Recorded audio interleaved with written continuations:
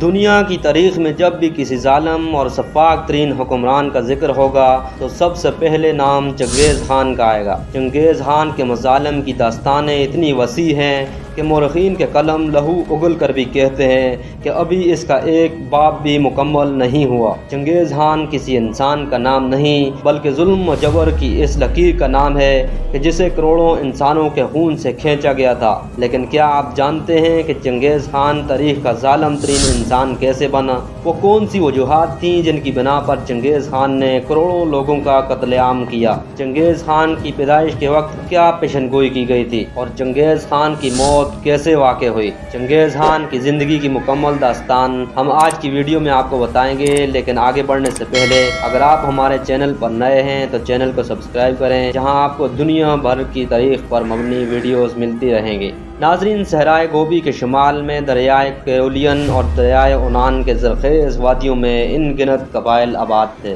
اور انہی قبائل میں ایک بورجیگن قبیلہ بھی تھا جس کا سردار یاسوگئی تھا۔ 1162 کو گاؤں دولون بالڈوگ میں یاسوگئی کے ہاں ایک بچہ پیدا ہوا۔ یاسوگئی نے اس کا نام ایک بہادر دشمن کے نام پر تیموجن رکھا، جس کا مطلب ہے فولاد جیسا مضبوط۔ جب وہ پیدا ہوا تو اس کے ہاتھ پر خون کا لوتھڑا موجود تھا۔ مقامی روایات کے مطابق یہ ایک واضح اشارہ تھا کہ وہ بڑا ہو کر ایک خون خوار جنگجو بنے گا۔ 1175 میں تیموجن 13 برس کا ہوا تھا کہ اس کے باپ نے بورتے نامی خاتون سے اس کی شادی کر دی۔ کچھ ہی عرصے بعد اس کے باپ کو ایک قبیلے کے افراد نے قتل کر دیا۔ کہا جاتا ہے کہ یاسوگئی کو زہر دیا گیا تھا۔ اگلے چند برس خاندان کے بقیہ افراد ایک مستقل خطرے کے تحت پوشیدہ رہے۔ یہ تیموجن کی زندگی کا ایک بدشگون آغاز تھا اور اسے اچھے دن دیکھنے سے پہلے نہایت ہی نازک حالات سے گزرنا پڑا۔ 1177 میں وہ اپنی نوجوانی میں ہی ایک حریف قبیلے کے دعوے میں گرفتار ہوا۔ اس کی گردن کے گرد 24 حلقہ باندھ کر اسے اسیر رکھا گیا۔ بیچارگی کی اس حالت سے نکل کر ایک قدیم اور بنجر ملک کا ناخواندہ یہ اسیر تیموجن دنیا کا طاقتور انسان کیسے بنا؟ ناظرین، تیموجن نے غلامی کے دوران ہی اپنے اغواکاروں میں سے ایک کو اپنا دوست بنایا اور اس کی مدد سے فرار ہو گیا۔ اس کی ترقی کا آغاز اس اسیری سے فرار کے بعد ہوا۔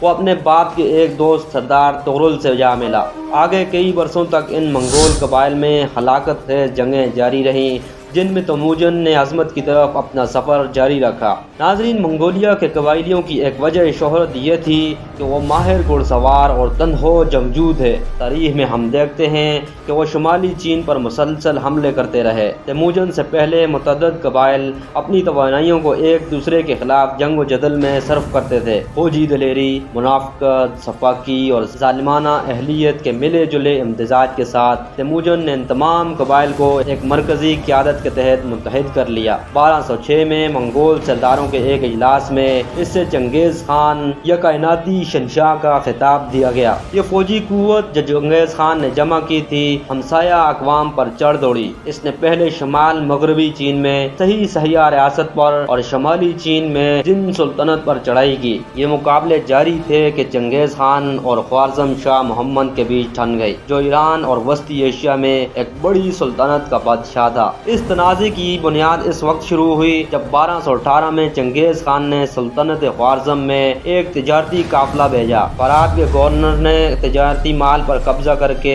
تمام تاجروں کو مار ڈالا۔ چنگیز خان نے شاہ خوارزم سے خون بہا طلب کیا تو شاہ نے وفد کے 3 میں سے ایک شخص کو قتل کر دیا اور 2 کے بال مونڈ دیے۔ چنگیز خان اس حرکت پر بڑا غضبناک ہوا اور اپنے 2 لاکھ سپاہیوں کے ساتھ سمرقند، بخارا اور ریاست کے دوسرے بڑے شہروں پر قبضہ کر لیا۔ 1219 سے 1221 تک ہونے والی لڑائی میں سلطنت خوارزم کے 12.5 لاکھ افراد مارے گئے۔ چنگیز خان نے گورنر کو گرفتار کر کے اس کی آنکھوں اور منہ میں پگھلی ہوئی چاندی انڈیل دی۔ اس لڑائی میں چنگیز خان نے وسطی ایشیا اور ایران کو تہ و بالا کر کے رکھ دیا۔ خوارزم شاہ کی سلطنت مکمل طور پر تباہ ہو گئی، جبکہ منگول فوجیں روس پر چڑھ دوڑیں۔ ادھر چنگیز خان نے افغانستان اور شمالی ہند پر دعویٰ بولا۔ چنگیز خان جنگیں جیتنے کے لیے بہترین اور بعض दफा अजीब और गरीब मंसूबा बंदी करता। जंगों में अक्सर चंगेज खान अपनी फौजों की तादाद बढ़ा चढ़ा कर जाहिर करता। चंगेज खान इलाके में अपनी ज्यादा तादाद की अफवाहें फैलाता और घोड़ों पर लकड़ी की डमी बिठाकर दुश्मनों को मरहूब करता था। इन तरीकों से बाज मरतबा वो जंग जीत भी जाया करता था। चंगेज खान हयातियाती हथियार इस्तेमाल करने वाला पहला जंगजू था। इसकी फौज मुहासरे के दौरान शहर में मंजरेकों की मदद से ऐसे मुर्दा फौजियों को फेंकती थी जो ताउन से मुतासिर होते थे। चंगेज खान जिन इलाकों को फतह करना चाहता इन्हें हर तरीके से फतह करने की कोशिश करता। इसके लिए वो दरिया तक का रुख बदल कर शहरों की तरफ करवा देता और जरूरियात जिंदगी की फराहमी भी काट के रख देता। चंगेज खान 18 अगस्त 1227 को एन चौहान शहर की फतह में मसरूफ था कि बीमार पड़ गया और इसका इंतकाल हो गया। चंगेज खान ने मरने से पहले वसीयत की थी कि इसकी कब्र को खुफिया रखा जाए, लिहाजा तदफीन के बाद इसकी कब्र पर 1000 घोड़े दौड़ाए गए ताकि जाए मदफन का नाम और निशान भी बाकी न रहे। हर इस शख्स को मार दिया गया जो इसकी कब्र के मकाम से वाकिफ था। जिन गुलामों ने कब्र बनाई थी इन्हें कुछ सिपाहियों ने कत्ल किया और फिर उन सिपाहियों को दूसरे सिपाहियों ने कत्ल कर दिया। ये भी कहा जाता है कि एक दरिया का रुख इसकी कब्र की तरफ मोड़ दिया गया और कब्र को हमेशा के लिए गुमनाम बना दिया गया और यूं तारीख का ये सफाक तरीन हुक्मरान अपने अंजाम को पहुंचा। नाजरीन, ये थी चंगेज खान की बायोग्राफी। उम्मीद करते हैं कि वीडियो आपको अच्छी लगी होगी। अगर वीडियो पसंद आई हो तो लाइक करें, चैनल को सब्सक्राइब करें और घंटी के बटन पर जरूर क्लिक करें ताकि नई आने वाली वीडियो का नोटिफिकेशन आप तक बआसानी पहुंचता रहे।